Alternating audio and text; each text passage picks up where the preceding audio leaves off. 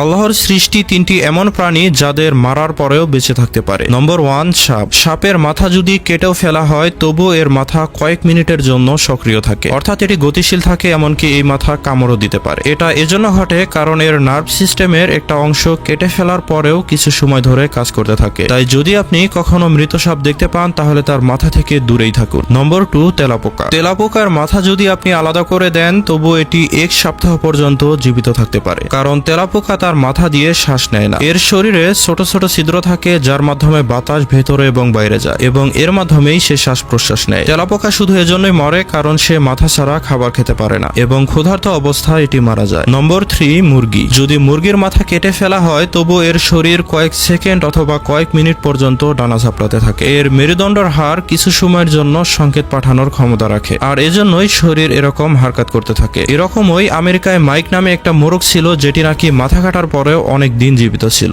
নিশ্চয়ই আল্লাহ তাআলা হচ্ছেন সকল জীবের উপর ক্ষমতাশীল। বন্ধুরা, ভিডিওটি ভালো লাগলে অবশ্যই লাইক দিয়ে সাবস্ক্রাইব করুন।